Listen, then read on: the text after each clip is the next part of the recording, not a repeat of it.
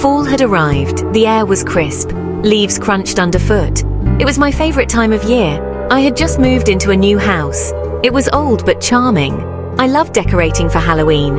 It was my favorite holiday. This year I wanted something special, something unique. I decided to check online marketplaces. Maybe I could find vintage decorations, something with a story to tell.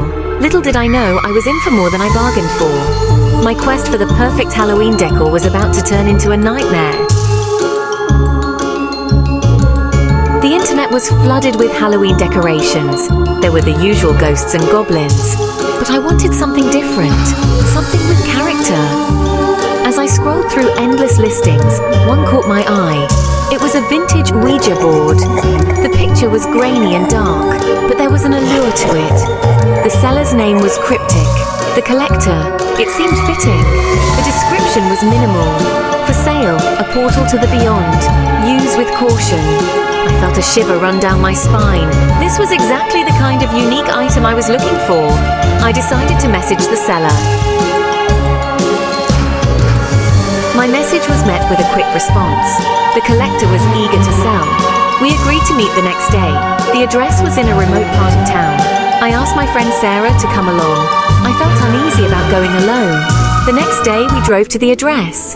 The house was old and dilapidated. The paint was peeling. The yard was overgrown. It looked abandoned. As we got out of the car, a cold wind blew. Leaves swirled around us. Sarah shivered. "Are you sure about this?" she asked. We walked up the creaky porch steps. The air grew heavy, like we were walking into a spider web. I rang the doorbell. It hung loose, producing a dull thud instead of a chime. We waited. Silence. I knocked on the door. It creaked open slowly as if inviting us into its unsettling embrace. We peered inside. The house was dark and dusty. Cobwebs hung from every corner. It looked untouched for years. "Hello?" I called out, my voice echoed through the empty house. The only response was the sound of our own breathing. A sense of dread began to creep up my spine. This was not what I expected. Where was the cellar? And why was the door open? We stepped inside cautiously. The floorboards groaned under our weight. Dust motes danced in the faint light filtering through grimy windows. The air was thick with the smell of decay.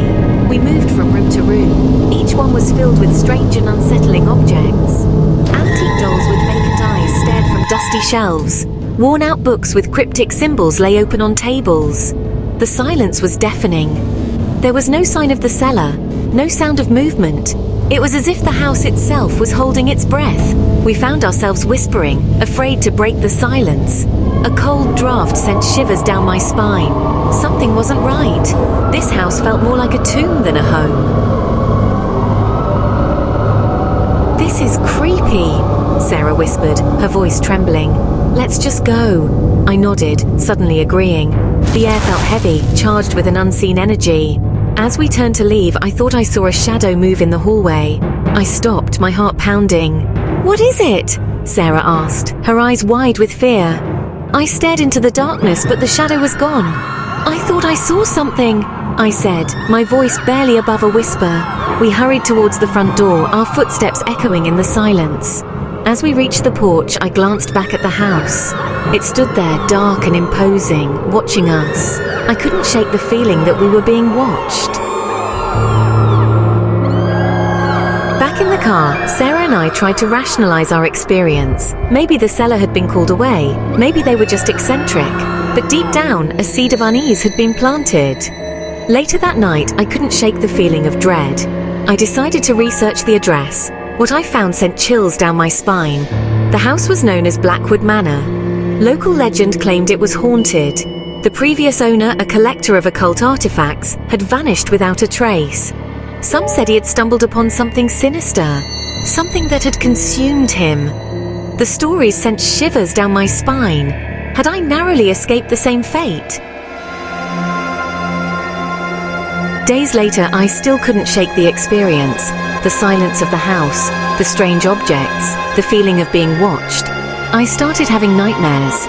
Visions of shadowy figures and glowing eyes haunted my sleep.